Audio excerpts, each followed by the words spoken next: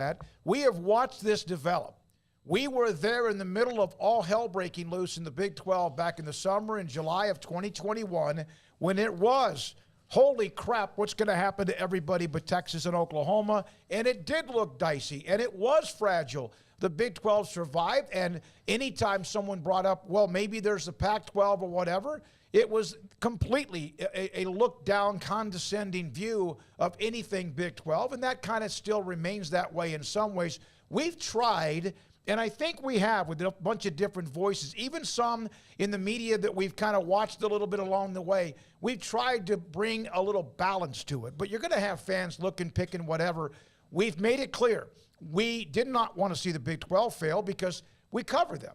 At the same time, we don't want to see the Pac-12 fail, and maybe some do. We wish the Pac-12 the best of luck. We really don't know. There's a lot of speculation about who is up for who's connected to whom. You hear about Arizona. You hear about Colorado. Now there's a really good chance that Arizona and Arizona State, no matter who may tell you differently, that maybe they're joined at the hip, but that doesn't mean anything.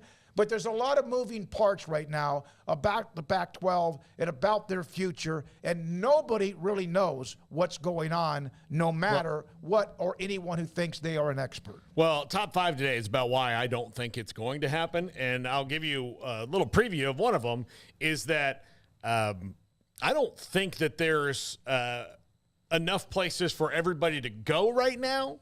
Not that they wouldn't be absorbed if it just collapsed and everybody got angry. But, you know, if the Big Ten, because if you think about the schools that are going to break this up are not Arizona and Arizona State. They're not, I don't think. It's probably more like Washington and Stanford that could break it up. Stanford would be the one that'd be like, we're sick of this, we're leaving. Well, the Big Ten is not calling for anybody right now. Kevin Warren is gone. And the university presidents probably don't have the appetite for it at this time. Now, 5 years from now, after a couple playoff cycles and everything kind of, you know, works itself in a different way in college football, will we see this again? Probably. TV deals are going to be a lot shorter now. So those things can pop up and move around a lot faster, especially as we've seen people kind of come and go here in the last couple of years. Those things can move faster than maybe we thought in the past. But I just don't think that at this time right now, in spite of the Pac-12's terrible attempts at public relations, that there is the appetite for them to break up. And I don't think that the Big 12 has enough juice to really knock them down, and I don't think that the Big 10 has enough fervor for them to go and get the schools that they would want over there right now, or that would fit the Big 10. I just don't think that that's in the cards at this moment. Yeah, I think if the Pac stays together, it's not because they're in some great position of power, and I'm seeing that kind of spun that way of like, oh, the Pac's gonna, you know, like, and look, I'm not anti-Pac-12, you know, to the person who commented that you just referred to. Yeah, I mean, there is a lot of anti-Pac sentiment from certain Big 12 folks. Get some juice online, and that's part of the reason why is just the trash or the mudslinging, but all that stems from the Oklahoma-Texas situation and the number of people primarily out on the West Coast or fans of West Coast schools that, you know, were happy to go grab a shovel and help dig and then, you know, put the dirt on the Big 12's casket. And, you know, they were like the Undertaker. They popped back up to everybody's surprise, and they're still around, and they're stronger than ever, you know, quite honestly, as far as moving forward. Like, there's not this grave concern, and maybe not as strong financially, but there's no longer going to be this looming threat of you being held hostage by the two top brands, which was always the case. It's like, is Texas happy? Is Oklahoma happy? Like, how are they? Are they okay? Are they going to be looking anywhere? Like, there's no more of that. Now, you can't let your guard down. You can't just, like, assume that everybody's going to stay in place, but I do think they're more cohesive than ever, and the threat of, you know, teams leaving in the middle of the night and the whole conference disintegrating is no longer a real grave threat compared to what it was, you know, with Texas and Oklahoma having the type of power that they did. But yeah, I'm not like, I'm not on board with thinking that San Diego State and SMU are some saviors, you know, like how it's been spun in some ways. But I also am not really like full gung-ho on the Big 12 is going to go grab their teams and crush that conference. I don't know that getting the Arizona schools alone does that. Now, if you're telling me that they're going to go grab 4 schools, then okay. Then, yeah, we're probably breaking this thing on down and moving it to the retirement home. I mean, because at that point, you'd be left with, 8 teams? Yeah. And no matter who you go and get, it's not really going to fill the void. I mean, especially if you already have the teams you have and you're struggling to get a TV deal, how is it going to possibly get any better if you're getting even lesser teams with lesser fan bases and lesser money? I know the money thing with SMU can be debated or whatever, but they don't bring a huge audience. So, yeah, I mean, I think it stays together based on what we see right now, but I don't think it's on very firm foundation, that's for sure. And all it takes is Brett Yormark just in the middle of the night swinging a deal that you do grab 2 to 4 of those schools, and next thing you know, then yeah, panic sets in. But I'm not quite to that point myself just yet, because I'm not completely sold that there's a couple teams that are really willing right now to make that jump full force. I think everybody's still in wait-and-see mode and kind of figuring out and testing the waters a little bit. But who knows? That could change on a dime depending on, how the rest of these TV negotiations go and what that ultimately looks like. From Utah, mentioned Utah went from $200 million per year in research to $600 million per year with the Pac-12 addition. Arizona schools, Colorado, similar leaps. Here's the deal. Yes, and that's probably a lot more important than anything a TV deal can get you based on the media rights for your conference. But how much does that affect or move the needle when it comes to networks? That doesn't go on the scoreboard. You keep hearing that. It's kind of like back when the Big 12 had their issues and you started seeing, well, who's an R1, who's AAU, and who has the endowments. It's kind of a default mechanism. Here is the bottom line. The Pac-12 does not have a network deal. We don't know if they have one and they're just waiting to announce it, because that would be stupid if they did, because it does appear as if they're kind of like drowning. So I don't know who benefits. Everybody does by being a part of a conference with all of the endowments and the academics and all that. How much does that help move the needle for ESPN? Apparently it doesn't move the needle for Fox. How much does it move the needle for ESPN? Now, if California or Stanford or Arizona State or anyone else, they want to just worry about the endowment and the student and the admissions and enrollment and all that, fine. They're going to be just fine. But what about what happens with their athletic department? All of them will survive whether they have athletics or not. There's so much misinformation out there. And you got to be careful about where you're reading it and what you're hearing it, who you're hearing it from. Because, man, I tell you what, I'm not so sure there's not people behind enemy lines who are trying to feed the trolls a little bit too.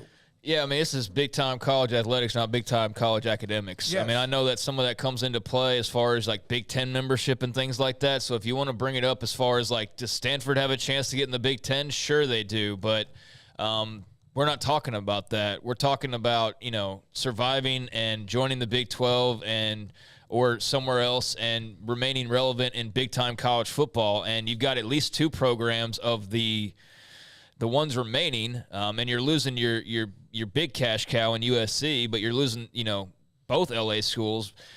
But, I mean, how much do Cal and Stanford care? I mean, that's a legitimate question that's been asked, I think, multiple times, and I don't think that they're the most attractive, especially Cal, the most attractive dance partner, that even if you are like, well, we'll just go get other teams. Like, I know that San Diego State or Boise State or whoever would jump at the chance to go and join the Pac-12. But, like, this whole, like, we won't let you into our club that was going on back during the Big 12, that's what really rubbed people the wrong way.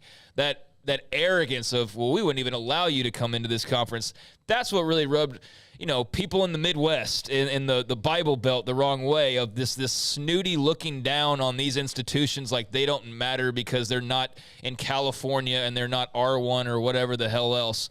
Like, but put them out on the football field and let them play. That's all that we're talking about. We're not talking about classroom wars. We're talking about football and basketball and the money-generating athletics. All that other stuff has its place, but I don't think it has as much of a place as maybe it's made out to be when it comes to looking at your future in big-time college football, big-time college basketball. And that's what answers, and that's part of the deal. And do Stanford and Cal care? Yes, they care. How much do they care? We don't know. I'm sure they do, and I'm sure they're looking for opportunities themselves, whether it is to keep that conference intact. Because to me, if Stanford and Cal joined at the hip, and maybe they are, you would think they would be, but are they joined at the hip enough to keep that conference alive? Because they are, I mean, like dating way, way back. John Teal, thank you I hope I said that right. Baylor, Houston, TCU, Be My Valentine, love the pack. Thank you very much for the $2 super check. From let's see here. Excuse me, I just lost it. From Japhis Cavill. Great point, gentlemen, regarding expansion. The last commissioner with a significant appetite for expansion and institutions that had similar interests left for the NFL in Kevin Warren. The president and chancellors did not. Did Oklahoma and Texas leave for the SEC for academic reasons? No. No, I don't think that they did. There was probably no. I know that's different than Pac-12, Big 12 because of this, how much money is being made and all of that. But, I mean, I think they'll be just fine academically. They don't have to be in the top conference to be, high at certain, things in terms of academics and research and all of that. I mean, I get that there's a difference depending on where you look. But, yeah, I mean, look, all that's great, but if you don't have a football game that most of the country can watch, then who the hell cares, honestly? Yeah. Because, that's why because here's the thing. I'm not talking about Cal and Stanford in my everyday life. I'm sure academics and big-time brains do, and that's cool. I'm not one of those people. So the only time I'm talking about these schools is based on athletics. And I think for probably the majority, that's the case, is you're talking about them because of athletics. If they're not on my TV and I have to go search them out, guess what? I'm not watching Cal football or Stanford or any other example you want to give. And so as far as, all that stuff goes, that's fine. But give me that Fox broadcast deal with a little ABC sprinkled in and a bunch of ESPN and lesser academics if we're talking college football and basketball versus get my Amazon Fire Stick out to go watch your 12 o'clock midnight Friday night game, but hey, your academics are great. Where I do think the academics makes it difficult, or where it stops it, is if you've got all that research money tied up, then that will slow you down from just being mad at what happened at the meeting, right? So you didn't like what happened at the meeting, or you didn't like, you're mad about this or that, or this not getting done, or you feel like you're the little brother. That academic dollars will slow you from just going, that's it, we're gone, because you don't want to just leave that behind if it's going to be affected. But it doesn't mean you won't do it. It just will stop you from making a rash decision. We are a sports talk show. We do discuss business and media. Who won last year's national championship in academics? I don't know. Probably I don't Stanford. give a damn. Yeah. Probably Stanford. And maybe it was Harvard. I don't know. But we are discussing college athletics, football, men's basketball, and others as well. Immaculate said this. I don't know if this is true or not, but Immaculate, thanks for the comment. Stanford and Cal want the rest of the conference to leave so they can remake it as their own West Coast version of the Ivy League. I don't know if that's true or not. I really don't, but we appreciate, Immaculate, your comment. You probably have a reason for you to say that, so we do appreciate that. Also, there's arguments about who are the flagship schools in the states. In Utah, everyone may think Salt Lake City in Utah, but is it Brigham Young? In Arizona, Arizona State's a big school, but maybe it's Arizona. In Colorado, is it Colorado? Yes. I mean, there's a lot of those questions or whatever. From RH5, how does the next TV deal play into realignment? Are people even thinking about that far down the road based on what we may or may not, or what may or may not happen? Absolutely. I think that's why the Big 12's contract is not like 9 or 12 years, because we saw how it's handcuffed the ACC. Well, yeah, if you look at the ACC, they're the only ones that's not really lined up all that well. Like, everybody else is kind of coming around to where their deals are all going to be about the same time. Like, that's what begs the question about, like, down the line, like 5-10 years or whatever, when the next round of contracts come up. That's what's really going to be curious, is what does that next evolution look like? Because there's not any more brands really that could jump outside of those ACC schools, and we know they're still locked down for several more years. Like we know that Florida State and Miami and Clemson and North Carolina, for just starters, like, there's your starter pack, they would be coveted by the Big 10 and by the SEC, and hell, I'm sure the Big 12 would love to get whatever leftovers they could as far as certain schools go. But yeah, I mean, that's the part that we don't really know just yet, is we just got through this, 2 summers of massive brands moving unexpectedly to massive conferences.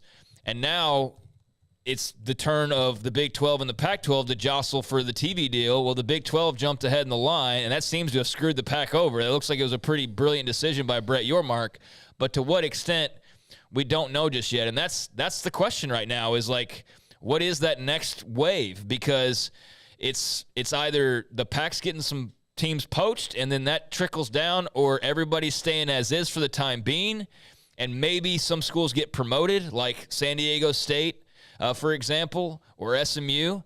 But beyond that, yeah, it's hard to see what that next wave really looks like. And so that's a very curious, future, I think, ahead for everybody that we're all trying to figure out, if you're not, especially in either the ACC or in the Big Ten currently. We're going to hear from Colin B.